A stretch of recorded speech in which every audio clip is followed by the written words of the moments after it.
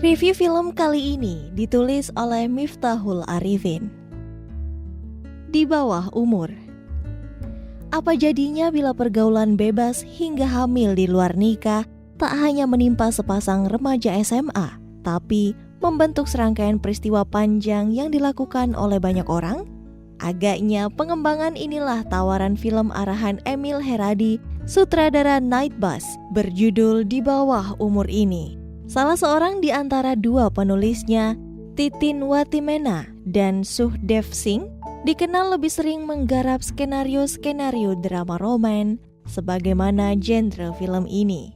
Film produksi Screen Media Films dan juga MD Pictures diperankan oleh Angga Yunanda, Yoriko Angelin, Amel Carla, Surya Saputra, Nini El Karim, Jenar Maisa Ayu, dan aktris pendatang baru Grisela Adalia.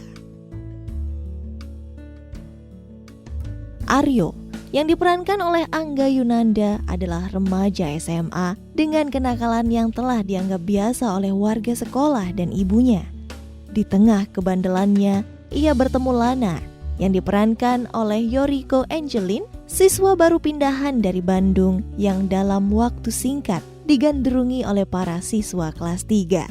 Berlatar belakang problematika keluarga masing-masing, keduanya saling terhubung dengan masa lalu, teman dekat dan kerabat mereka sekaligus masalahnya.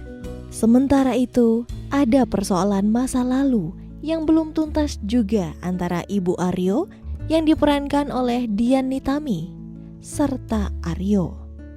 Kevin yang diperankan oleh Naufal Samudra Wechert dan Naya yang diperankan oleh Grisela Adalia hingga seringkali menyulut pertikaian di antara mereka. Film ini semacam menjadikan satu Dilan 1990 dan 2 Garis Biru. Bukan perkara pemain, karena toh itu hal lumrah saat beberapa film diperankan oleh satu atau dua orang yang sama. Namun konteks garis besar cerita, karakter tokoh, serta bentuk-bentuk pengadeganan rasanya tak akan asing bagi siapapun yang telah hatam menyaksikan 2 Garis Biru juga Dilan 1990. Tampaknya ciri khas remaja SMA dalam Dilan 1990 memang tak ingin dilepaskan begitu saja oleh Titin Watimena yang nyatanya juga menulis film adaptasi itu dulu. Cara penyampaian Dilan 1990 mungkin masih bisa diterima karena sebagaimana yang kita ketahui merupakan adaptasi dari novel serta masih segar, setidaknya sebelum disusul oleh Dilan 1991 dan juga Milea. 2 Garis Biru saat penayangannya dulu pun patut dibanggakan karena pengalaman yang didapat saat menontonnya tak hanya sekedar cinta remaja SMA dan isu hamil di luar nikah belaka, tetapi juga bertabur simbol-simbol. Dan sekarang hadir Di Bawah Umur yang mengombinasikan nilai lebih dari kedua film itu tanpa menawarkan perbedaan wajah. Seolah tak ingin melepaskan euforia penonton tanah air, terutama para fans terhadap Dilan 1990 dan 2 Garis Biru.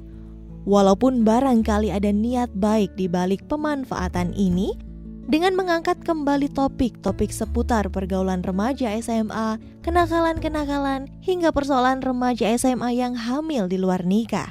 Selain itu, ternyata ada langkah-langkah taktis yang dilakukan sineas agar Di Bawah Umur punya kelebihan, yakni kompleksitas hamil di luar nikah. Topik ini menjadi teramat tabu karena faktor penyebabnya dilakukan oleh lebih banyak orang dan keluarga ketimbang cuma melibatkan sepasang remaja SMA dan 2 keluarga seperti 2 Garis Biru. Tak ingin berlama-lama memperkarakan dampak dari pepatah tak ada yang baru di bawah matahari ini, pengemasan film roman remaja ini tak lebih dari sekedar hiburan semata. Segala aspek sinematik Di Bawah Umur tak mampu mengangkat filmnya sendiri agar patut diapresiasi lebih. Kalau bukan karena isu yang diangkat, Film ini hanyalah roman picisan khas tahun-tahun 2017 hingga satu dekade ke belakang sebelum Dilan 1990 rilis dan mengguncang jagat sinema roman remaja. Terlebih, aspek dialog berbusanya tak bisa tenang terus meramahkan telinga penonton. Untung saja, beberapa nama pemain dalam film ini cukup bisa menarik minat penonton remaja yang seperti diketahui bersama menjadi konsumen terbesar dalam pasar perfilman di Indonesia. Sayangnya, upaya sineas pun berhenti di titik itu. Keinginan mendulang minat menonton dari para remaja sambil menyuarakan isu hamil di luar nikah tak diimbangi dengan baik melalui eksekusi sinematiknya. Salah satu contoh kasusnya adalah pemanfaatan long take yang begitu tanggung. Siapa yang tidak tahu konsep pengambilan gambar yang dianggap prestisius di setiap kemunculannya itu? Namun, di bawah umur, sekedar memainkannya untuk mewadahi kebutuhan dialog panjang antara Aryo dan juga Lana, yang dalam penyampaiannya pun tak terasa ada bedanya bila dikemas tanpa long take. Bukankah ini buang-buang manfaat? Saat sineas selain menjunjung tinggi kaidah dan prasyarat agar bisa memaksimalkan nilai lebih dan juga keunggulan long take, film ini malah menggunakannya secara cuma-cuma, sungguh mubazir.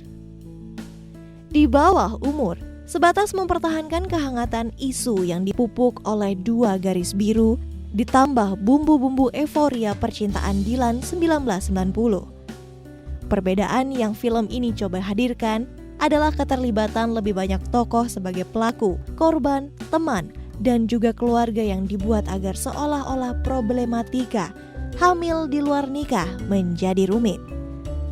Bukan hanya dua keluarga belaka, namun apakah itu cukup?